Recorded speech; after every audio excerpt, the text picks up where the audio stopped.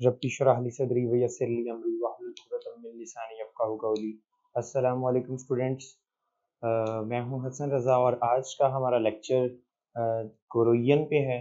तो इस लेक्चर में हमने सीखना क्या है, हमने कोरोइयन और इंट्रोडक्शन ऑफ कोरोइयन हम सीखेंगे इस लेक्चर में, और फिर हम कोरोइयन जो है इसको समझने के लिए जो इलेक्ट्रोकेमिकल थ्योरी है, हम उस इलेक्ट्रोकेमिकल थ्योरी को डिटेल में डिस्कस करेंगे।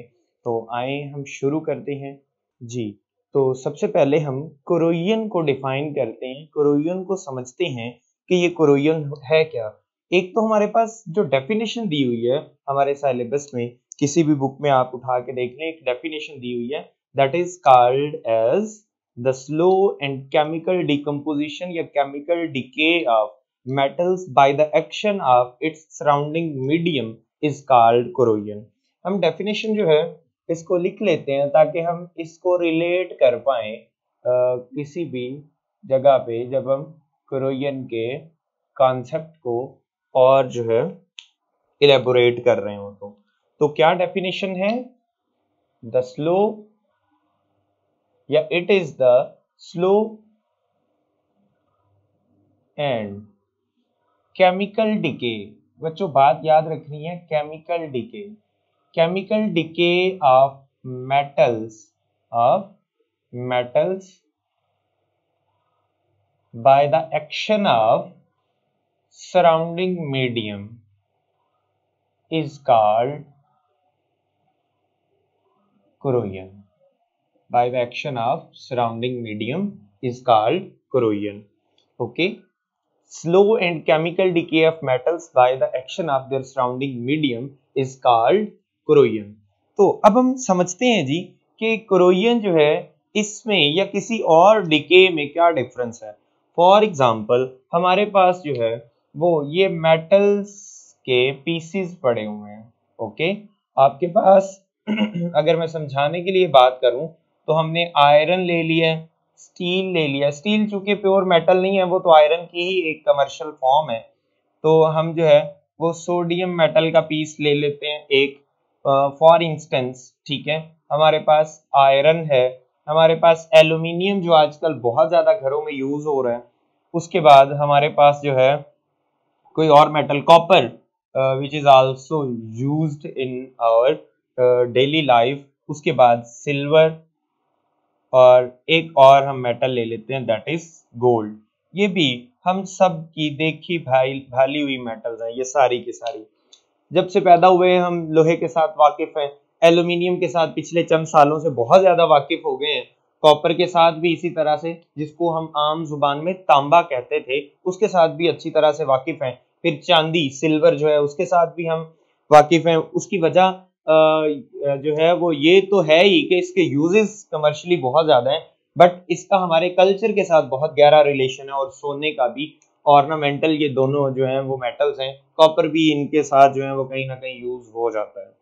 तो अब आपके पास इतनी मेटल्स हैं, हमने सीखना है जी कि ये कौन सा डिके कोरोइयन कहलाता है, कौन सा डिके कोरोइयन कहलाता है। हम सोना लेके जाते हैं सुनार के पास, गोल्ड स्मिथ के पास, जिसको सुनार कहा जाता है। तो उसको हम कहते हैं जी कि इस सोने को पिघला के आप हमें ये डिजाइन की अंगूठियां बना दें, या हमें ये लॉकेट बना दें, या ये हमें चूड़ियां बना दें। तो वो क्या करता है, गोल्ड स्मिथ उसको मेल्ट करता है सोने को, ठीक है। अब वही गोल्ड आपके पास क्या है, मोल्टन फॉर्म में है। अब मोल्टन फॉर्म में उस गोल्ड को वो ढाल के अपनी मर्जी से कोई भी जो है वो मोल्ड्स में डाल देता है, ठीक है, या किसी भी कास्ट में डाल देता है।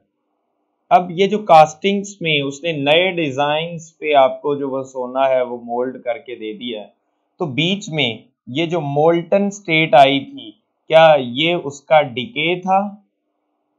ऐसा नहीं है। उसने बात की थी केमिकल डिके की, स्लो एंड केमिकल डिके। हम क्या कर सकते हैं जी, सोने को आप लोगों ने आयरन को, लोहे को आप लोगों ने देखा होगा, वो कुछ वीडियोस भी जो है वो सोशल मीडिया पे फिर रही होती हैं कि हम वो देखते हैं, जैसे वो बर्फ वाली मशीन होती है, उसमें बर्फ डालते हैं तो फौरन ही क्या होता है, वो उनका चूरा करके बर्फ का इतने बड़े ब्लॉक का हमारे हाथ में पकड़ा देती है। इसी तरह आप लोगों ने ये वीडियोस देखी होंगी कि किस तरह बड़ी बड़ी गाड़ियां, ट्रेलर, उनके स्क्रैप पड़े होते हैं, वो एक बड़ी सी मशीन में डालते हैं, दूसरी तरफ जाके देखते हैं तो पाउडर बना होता है उस सारे लोहे का, तो वो क्या डिके है। ठीक है, फिर एल्यूमिनियम हमारे घरों में आती है। हम ज्यादातर जो है वो अब एल्यूमिनियम बहुत ज्यादा यूज होने लगी है जब से जो है ये ग्लास वर्क हमारी बिल्डिंग्स में बढ़ता गया है। चूंकि पहले इतना ग्लास वर्क नहीं था, तो जब से ग्लास वर्क बढ़ रहा है हमारे पास एल्यूमिनियम का यूज दिन ब दिन बढ़ता जा रहा है। ओके हो गया। अब एल्यूमिनियम की वो जो काटने वाली मशीन होती है, अगर आपने वो देखी हो तो वो किस तरह से, जैसे आरी काटती है लकड़ी को तो वो चूरा सा गिर रहा होता है ना, इसी तरह से एल्यूमिनियम का चूरा गिर रहा होता है। ठीक है, तो ये सारे डिकेज कौन से हैं? फिजिकल डिकेज हैं। ये सारे कौन से हैं? फिजिकल डिकेज हैं। इन डिकेज को हम कोरोजन नहीं बोलते। ये सारे डिकेज कौन से हैं? फिजिकल डिकेज हैं। ठीक है, अब आपके पास ये सारे डिकेज फिजिकल हैं, तो फिर केमिकल डिके कौन सा है? केमिकल डिके बच्चों ये है कि आप लोगों की चूंकि सेकंड ईयर में एज जो है वो मिनिमम भी अगर हुई तो 16 इयर्स होगी। ओके, मींस कि अगर बच्चा 3-4 साल का भी पढ़ने लग जाता है तो सेकंड ईयर तक पहुंचने में उसकी मिनिमम एज जो है वो 16 इयर्स होती है। अब आपकी जो 16 इयर्स एज है उसमें इसका मतलब है कि आपकी कोई 12 से 13 साल जो है वो होशो हवास की जिंदगी है। उस होशो हवास की जिंदगी में आपने देखा होगा आपकी बहुत सारी चीजें घर में चेंज हुई होंगी। ठीक है, लाइक आपके मेन गेट की हालत चेंज हुई होगी। ओके, अगर आपकी और कहीं आयरन की चीजें लगी हुई हैं वो चेंज हुई होंगी। आपके घर में वॉशरूम्स की टूंटियां चेंज हुई होंगी। ऐसा क्यों होता है? वो क्यों चेंज होती हैं? जब हमने उनको कुछ कहा नहीं, हम जस्ट उनको इस्तेमाल कर रहे थे, तो एकदम क्यों जरूरत पेश आई कि वो चेंज होगी? मे बी आपकी गाड़ी भी, बाइक भी इतने अरसे में 1 या 2 चेंज हो चुकी हों। ठीक है, तो ऐसा क्यों होता है? ऐसा असल में इसलिए होता है कि ये सारी चीजें हमने आयरन की, मेटल की बनाई होती है। ठीक है, आयरन की किसी और कमर्शियल फॉर्म की चीजें आपके पास मौजूद हो सकती हैं, एल्यूमिनियम की चीजें आपके पास मौजूद हो सकती हैं, कॉपर की चीजें आपके पास मौजूद हो सकती हैं। तो आहिस्ता आहिस्ता असल में होता क्या है कि हमारे एटमॉस्फेयर में मौजूद जो गैसेस हैं, ठीक है, उनके असर से आप लोग देखते हैं कि हम लोग हर साल या 1 साल से दूसरे साल क्या करते हैं, अपने घरों में पेंट्स करवाते हैं। अपने जितने भी डोर्स होते हैं, जो आयरन की, लोहे की जितनी भी चीजें होती हैं, उनको पेंट्स करवाते हैं। वो क्यों पेंट करवाते हैं? उसकी वजह असल में ये होती है कि जो आयरन के ऊपर एटमॉस्फेयर का इफेक्ट पड़ रहा था, आयरन के ऊपर एटमॉस्फेयर का जो इफेक्ट पड़ रहा था, और उससे आयरन आपका आहिस्ता आहिस्ता बदसूरत होता जा रहा था। ठीक है, बदसूरत होने के साथ साथ वो कमजोर भी होता जा रहा था। तो हम इसलिए पेंट करते हैं ताकि वो खराब ना हो। ठीक है, ये जो खूबसूरती का, पेंट का जो खूबसूरती का पहलू है, ये बाद में आया था। इससे पहले सिर्फ पेंट का मकसद हमारी मेटल्स को बचाना ही था। खैर, तो केमिकल डिके कौन सा होता है? ये जो घरों में हमारे पास गेट्स में आपने देखा होगा, आहिस्ता आहिस्ता वो नीचे, गेट के नीचे नीचे जो है क्या होता है, सुराख बनना शुरू हो जाते हैं आहिस्ता आहिस्ता हमारा गेट। हालांकि वहां पे कौन सा कोई चीज उसके साथ रगड़ खाती है, चूंकि वो एटमॉस्फेयर में खुले में होता है। ठीक है, तो गैसेस और ह्यूमिडिटी, वाटर जो है वो उसके साथ डायरेक्ट कांटेक्ट में होते हैं।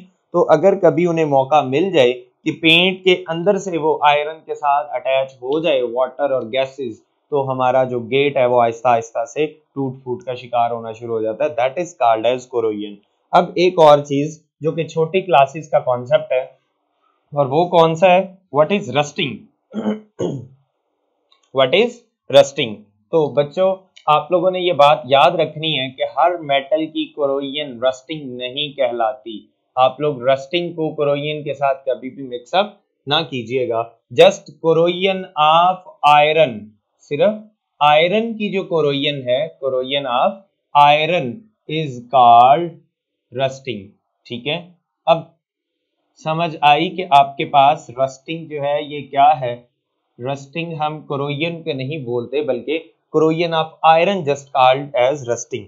ओके, अब कोरोजन ऑफ आयरन जो है इसको हम रस्टिंग बोलते हैं। उसकी वजह क्या है कि जब आपने अगर कभी देखा है कि आपके घर में जो है वो कोई गेट है या कोई भी ऐसी चीज है जो लोहे की है, ठीक है, तो उसको पेंट नहीं किया हुआ, तो कुछ ही अरसे के बाद हम देखते हैं कि वो जो लोहा है उसका कलर जो होता है वो सुर्खी माइल होता है, रेडिश ब्राउन कलर होता है, जैसे ईंट का कलर होता है, ठीक है। वो जो कलर है उसको आप लोगों ने ये सुना भी होगा, कलर का नेम रस्ट कलर।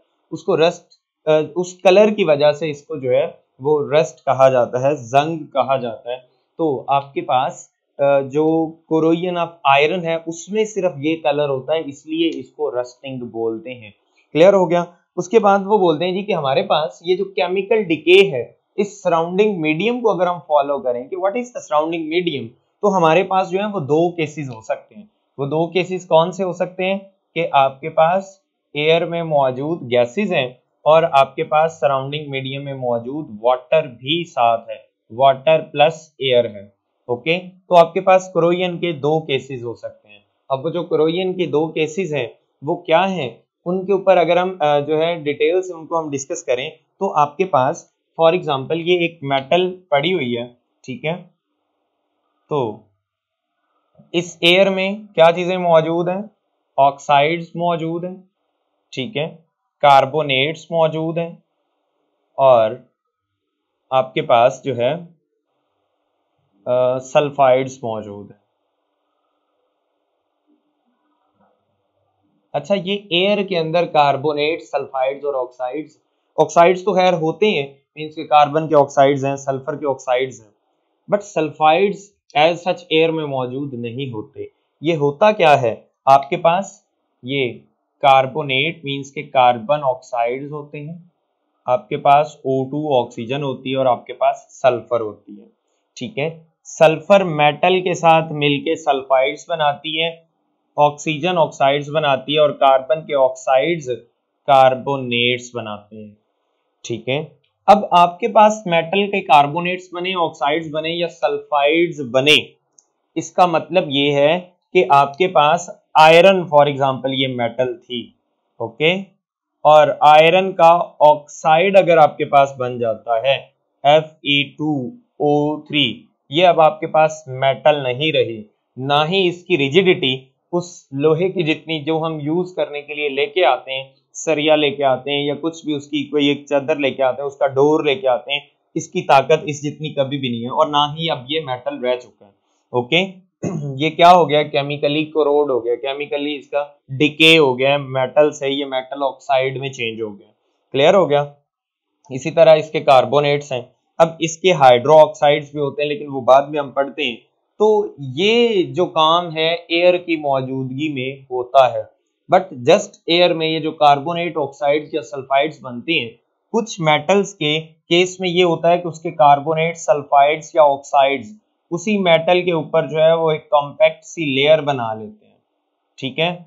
और वो जो मेटल है जस्ट उसकी शाइनिंग सरफेस जो है वो डल होती है, शाइनिंग सरफेस डल होने के बाद वो एज इट इज जो है उसी की सेम टू सेम जो है एज इट इज रहती है, और उसकी मजीद केमिकल डिके रुक जाता है। अब मजीद केमिकल डिके क्यों रुक जाता है, फॉर एग्जांपल ये ऑक्साइड ही बना है आयरन प्लस O2 के साथ, आयरन प्लस O2 के साथ ऑक्सीजन का क्या बन गया, Fe2O3। अब ऑक्सीजन तो मौजूद है इस एयर में, बट ये जो Fe2O3 था इसकी एक कॉम्पैक्ट लेयर आयरन के ऊपर पड़ गई है, कॉम्पैक्ट लेयर आयरन के ऊपर पड़ गई है। अब वही O2 जब दोबारा से इसी को रिएक्ट करना चाहेगी, अब उसे आयरन की बजाय क्या मिलेगा, Fe2O3, और मजीद रिएक्शन नहीं होगा, मींस के नीचे वाली जो आयरन की सतह होगी वो कॉम्पैक्ट एज सच इंटेक्ट रहेगी, उसको कोई चीज नहीं छेड़ पाएगी। क्लियर हो गया। लेकिन दूसरे ही केस में क्या हो सकता है, दूसरे केस में ये हो सकता है कि आपके पास सेम आयरन मेटल है, ठीक है, सेम क्या मेटल मौजूद है, आयरन मेटल मौजूद है, ठीक है, आपके पास ऑक्सीजन भी, एयर भी मौजूद है, O2 भी, लेकिन साथ में वाटर मौजूद था, तो इट मींस दैट कि आपके पास H प्लस OH नेगेटिव ये सारी चीजें मौजूद हैं, ठीक है, H प्लस OH नेगेटिव ये सारी चीजें मौजूद हैं। इसका एंड प्रोडक्ट क्या होता है कि आपके पास आयरन जो है FeOH थ्राइस बनाता है, फेरिक हाइड्रो ऑक्साइड बनाता है, फेरिक हाइड्रो ऑक्साइड बनाता है, जिसमें आयरन की ऑक्सीडेशन स्टेट होती है +3। क्लियर हो गया। अब चूंकि ये FeOH थ्राइस जो है ये तो बन गया, आपके पास सेम इसी तरह से ही हुआ, आयरन की सरफेस के ऊपर वाटर और ऑक्सीजन के इफेक्ट से क्या हुआ, FeOH थ्राइस के इस तरह से स्टेन्स बनना शुरू हो गए। लेकिन जो यहाँ पे Fe2O3 जो इसके ऊपर जो है वो इस तरह से चिपक गया था, अब ये जो FeOH थ्राइस है ये तो वाटर सॉल्युबल है, ये क्या है, वाटर सॉल्युबल है। ये जो वाटर सॉल्युबल FeOH थ्राइस है ये क्या करेगा, वाटर में आयोनाइज हो जाएगा Fe+3 की फॉर्म में और 3OH नेगेटिव के फॉर्म में। क्लियर हो गया? तो ये इसकी सरफेस से सारा इस तरह से डिसॉल्व हो जाएगा, मींस के वाटर में उसकी सरफेस के ऊपर ही कॉम्पैक्ट नहीं रहेगा बल्कि वाटर के साथ उससे नीचे उतर जाएगा।